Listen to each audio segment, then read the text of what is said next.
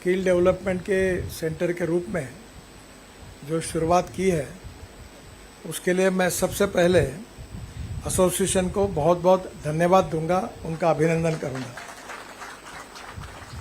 हम लगातार ये कोशिश करते रहे कि हमारे यहाँ जो भी इंडस्ट्री आएगी तो हमारे यहाँ के स्थानिक लोग, स्किल्ड मैन पावर उनके लिए अवेलेबल हो और हमारे यहाँ के युवाओं को रोजगार मिले। आज हमारे देश में प्रधानमंत्री जी का सपना है कि हमें आत्मनिर्भर भारत बनना है, $5 ट्रिलियन की इकोनॉमी बननी है और वर्ल्ड की 3rd लार्जेस्ट इकोनॉमी बनाने की बात हम करते हैं। जहाँ तक ये ऑटोमोबाइल इंडस्ट्री है, इसमें बहुत अच्छा काम हुआ है। मैं जब मंत्री बना, क्योंकि ये मेरे अंडर ही आती है, तो इसका टोटल वॉल्यूम 7 लाख करोड़ था और अब आज के दिन इसका वॉल्यूम 20 लाख करोड़ हो गया है। 4.5 लाख करोड़ की 4.5 करोड़ लोगों को रोजगार मिला है और देश में स्टेट गवर्नमेंट और भारत सरकार को जीएसटी सबसे ज़्यादा देने वाली इंडस्ट्री है। पर इसमें एक बात ये भी सच्चाई है कि ये पोल्यूशन भी बहुत ज़्यादा करती है और pollution is a big concern. Petrol diesel को इस देश में समाप्त करना चाहिए, ये तो मेरा बहुत डायरेक्ट मकसद है और मैं इसके लिए किसी भी लेवल पर जाने के लिए तैयार हूँ। पर आज मुझे खुशी, अभी मैं जो गाड़ी में आया वो टोयोटा की इनोवा गाड़ी है जो 100% बायो इथेनॉल पे चलती है और 60% इलेक्ट्रिसिटी तैयार करती है। तो एवरेज के हिसाब से पेट्रोल की कॉस्ट 25 रुपये लीटर आती है। 2 दिन पहले मैंने पुणे में बजाज की 2 व्हीलर मोटरसाइकिल सीएनजी पर लॉन्च की। पेट्रोल की मोटरसाइकिल ₹2.25 पर किलोमीटर खर्चा आता है और सीएनजी का ₹1 आता है। अभी मेरे पास हाइड्रोजन पर चलने वाली भी गाड़ी है और जब मैंने इलेक्ट्रिक कार, बस और स्कूटर की बात की थी तो लोग मुझे सवाल पूछते थे कि रास्ते में बंद पड़ेगी तो क्या होगा। एक पत्रकार ने पूछा, धक्का मारने के लिए आप आओगे क्या? पर अब इलेक्ट्रिक की गाड़ी तो बिल्कुल अभी अच्छी बड़े प्रमाण पे चल रही है। हमारे सिटी सर्विस में इलेक्ट्रिक गाड़ी चल रही है और अभी आपको डिफेंस वालों को फ़ायदा होगा कि अभी हमने ये पूरे रिंग रोड पर एक नई टेक्नोलॉजी लाई है। कल ही उसका एग्रीमेंट हुआ टाटा के साथ और म्यूनिसिपल कॉर्पोरेशन के साथ और मैं NHAI से वो प्रोजेक्ट को फाइनेंस कर रहा हूँ कि हमारी स्कोडा की जो बस है, ट्रॉली बस, तो 132 सीटर 2 बस को जोड़कर एक बस है, 3 बस भी है और वो टाटा बनाएगी, टाटा मोटर। और हिटैची कंपनी से एक टेक्नोलॉजी लाई है कि जहाँ बस स्टॉप होगा वही बस चार्ज होगी और 40 किलोमीटर चलेगी और ये रिंग रोड पर पूरा हर 15 मिनट में पूरे रिंग रोड पर बस स्टॉप पर बस आएगी, एक इस साइड में एक इस साइड में। और हवाई जहाज़ में जैसे एयर होस्टेस होती है वैसे बस होस्टेस होगी। खाने पीने की व्यवस्था होगी, एयर कंडीशन होगी और सीट एग्जीक्यूटिव होगी और टिकट रेट डीजल बस की तुलना में 30% कम होगा। तो ये जो टेक्नोलॉजी है, मैंने अपने देश का पहला सीएनजी ट्रैक्टर महिंद्रा का मैंने कन्वर्ट किया है, उससे किसानों के 50,000 रुपये बचते हैं। तो पहली बात तो ऐसी है कि महिंद्रा का ट्रैक्टर जो है तो काफ़ी चलता है, उनका मार्केट शेयर अच्छा है और अभी यूरो 6 के इमिशन नॉर्म की फाइल मेरे साइन के लिए अटकी हुई है। तो जब ये सब एसोसिएशन वाले आए थे तो मैंने उनसे एक अनुरोध किया कि पोल्यूशन है, मैं तो ये कर दूंगा। तो बोले ट्रैक्टर की कीमत 1.25 लाख रुपए बढ़ जाएगी। बोले आप कुछ भी करिए, ये बहुत अड़चन का होगा। तो मैंने उनको कहा एक काम करो कि 1 साल के अंदर इलेक्ट्रिक फ्लेक्स इंजन वाला मिथेनॉल का और सीएनजी का ट्रैक्टर लॉन्च करो। अगर तीनों लॉन्च किया तो फिर ये फाइल मैं परस्यू नहीं करूँगा, नहीं तो ऑर्डर निकालूंगा। उन्होंने मुझे प्रॉमिस तो किया है सबने, अभी 2-3 महीने हुए, 8-10 महीने रुकूंगा। तो आने वाले समय में अब देश में बहुत रिवोल्यूशन हुआ। ये मैंने खुद एक प्रोजेक्ट शुरू किया है भंडारा जिले में, देवाड़ा शुगर फैक्ट्री हमारी वहाँ, और राइस स्ट्रॉ से हम बायो सीएनजी बना रहे हैं। तो बायो सीएनजी हमारे यहाँ मैंने यहाँ वाड़ी में एक पंप शुरू हुआ और एक रिंग रोड पर है उधर, और ये दोनों पंप जो है 12 टन सीएनजी बेचते हैं। अब नागपुर में पाइपलाइन से भी सीएनजी आएगा। तो नेचुरली मेरी रिक्वेस्ट है महिंद्रा वालों से कि जो अभी फ्यूचरिस्टिक टेक्नोलॉजी है उसका सील सिखाओ, जो डब्बे में जाने वाली है भंगार में उसका सिखा के कोई फायदा नहीं होगा। ये आपका जो मशीन है वो अभी जो अपग्रेड टेक्नोलॉजी है उसको आप जरूर करिए। हमारे एलएनजी का भी मैंने पंप खुलवाया, अब 600 ट्रक एलएनजी के हो गए हैं, और सीमेंट फैक्ट्री और कोयले पर चल रहे हैं। 100 रुपये के डीजल के बजाय 40 रुपये, यानी इतना 60% फ्यूल कॉस्ट कम होती है, और इलेक्ट्रिक तो और ही चीपर है। तो इसमें नई नई टेक्नोलॉजी रोज बदल रही है, और स्वाभाविक रूप से अभी 2 व्हीलर में मुझे कल परसों में पुणे में था, तो सभी गैस कंपनी के सीईओ थे, तो उन्होंने बताया कि 6,500 सीएनजी के पंप शुरू हो गए हैं। और मैं एक एसोसिएशन का अध्यक्ष हूँ जो बायोमास से सीएनजी बनाते हैं। 5 ton of rice straw is giving 1 ton of bio CNG, 15 ton of napier grass is giving 1 ton of bio CNG, and 12 ton of cotton straw is giving 1 ton of bio CNG.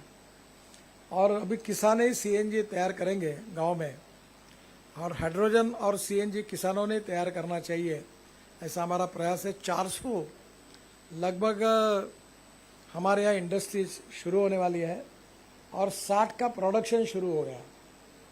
और ये नागपुर में लगता है इतना CNG तो हमें supply करेंगे। LNG भी यहाँ है। तो गैस इकोनॉमी के तरफ जाना, डीजल और पेट्रोल को ख़त्म करना है। तो ये मैंने जब सबको कहा था, मालिकों को आएंगे तो मेरे साथ, नहीं आएंगे तो आपके बिना आपको घसीटते हुए लेके जाने का काम मैं करने वाला हूँ। Anand Mahindra being my good friend, उनको मैंने एक बार बहुत अच्छा जोक हुआ कि मैंने उनको कहा कि तुम्हारे जीप के साथ, हम जब पहले वो जीप लेते थे उसके लिए वेटिंग लिस्ट होती थी, तो तुम एक अमृतांजन की बोतल भी देते जाओ, इतने धक्के लगते थे। तो उनको मैंने कहा कि तुम कॉस्ट सेंट्रिक मत बनो, क्वालिटी सेंट्रिक बनो। और टाटा और महिंद्रा को मैंने बहुत डांट पिलाई इसके लिए। अब मुझे खुशी है कि आनंद ने मुझे फ़ोन करके बताया कि इटली में उन्होंने एक डिज़ाइनिंग कंपनी खरीदी की, और थार का और एसयूवी का डिज़ाइन किया, अब उसकी वेटिंग लिस्ट है। टाटा ने भी अपने प्रोडक्ट सुधार दिए, और मुझे बहुत खुशी हुई कि एक फॉरेन कंपनी का 5% शेयर कम हुआ और टाटा का बढ़ा। तो बीइंग ए ट्रांसपोर्ट मिनिस्टर मुझे बहुत खुशी हुई। तो आप जो स्किल डेवलप कर रहे हैं वो नेचुरली आने वाली जो फ्यूचरिस्टिक टेक्नोलॉजी है उसके लिए करिए। वैसे पुराने डीजल के ट्रैक्टर है उनको सीएनजी पे भी कन्वर्ट किया जा रहा है, तो वो भी आपने सीएनजी का ट्रैक्टर अब बनाया, हमारे एग्रोविजन में आपका था, तो डीजल के बजाय सीएनजी पर जाते हैं तो साल भर में करीब 70-80 हज़ार रुपये की बचत पक्की होती है। अब सीएनजी के 6,500 पंप खुले हैं।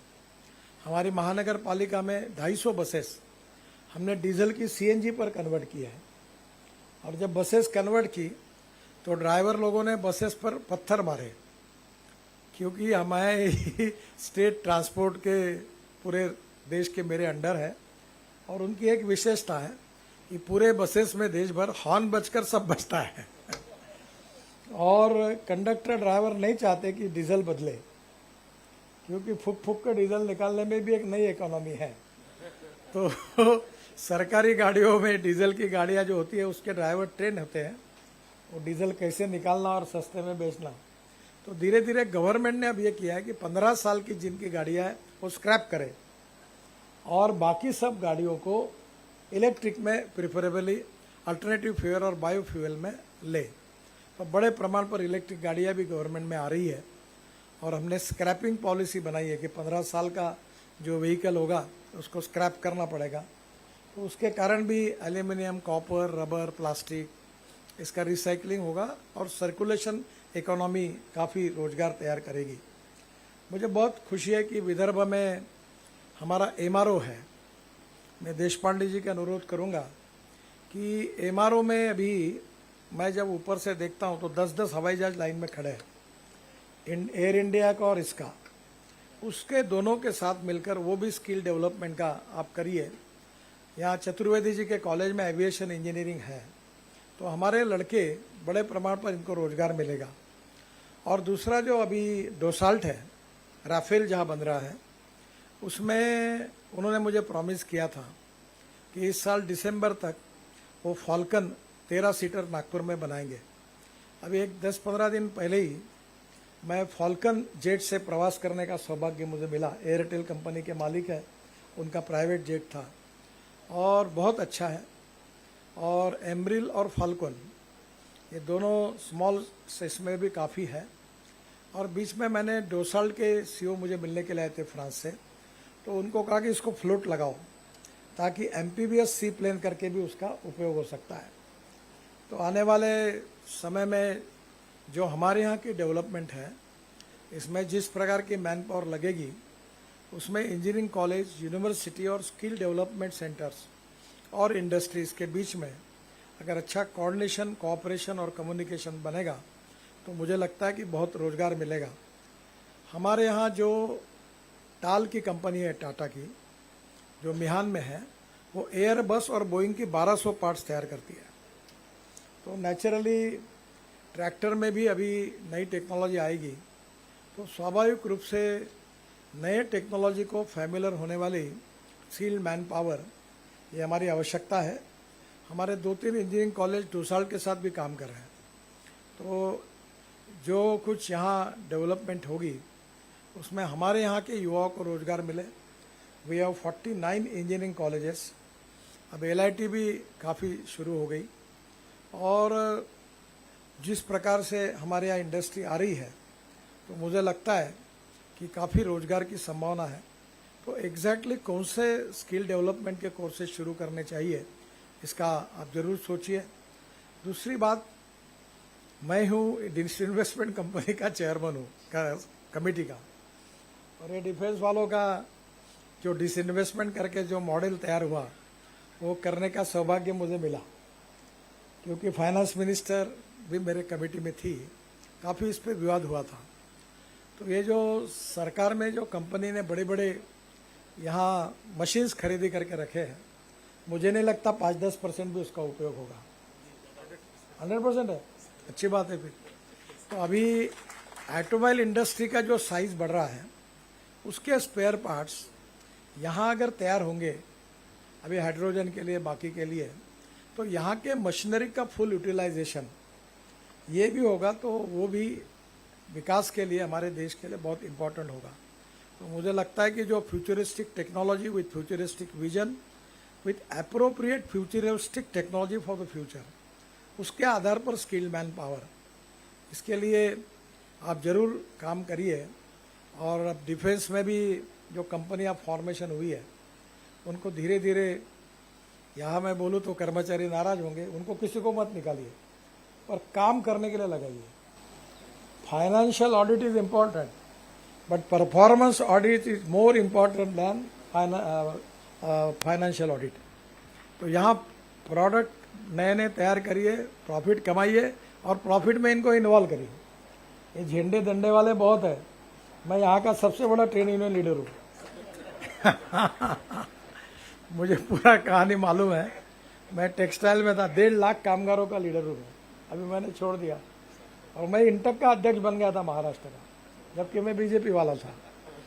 तो हरिभवन नायक के जगह लोगों ने मुझे चुन कर दिया था। पर मैं बोलता हूँ पहले काम करो ईमानदारी से। और इसलिए सरकारी सिस्टम में भी प्रोडक्टिविटी, डिज़ाइनिंग, रिसर्च जितना ज़्यादा होगा उतना हमारे देश के लिए उसका उपयोग होगा। और इसलिए defence as a industry, skilled manpower in the local area and the best technology successful practices in the world. और मैं बहुत बात एक दोहराता हूँ कि innovation, entrepreneurship, science, technology, research, skill and successful practices, we name it as knowledge, and conversion of knowledge into wealth is the future. मेरा अनुरोध है कि हमारा नागपुर का आपका ये सेंटर वेल्थ भी क्रिएट करेगा और एम्प्लॉयमेंट भी क्रिएट करेगा। इसके लिए मेरी शुभकामनाएं। धन्यवाद।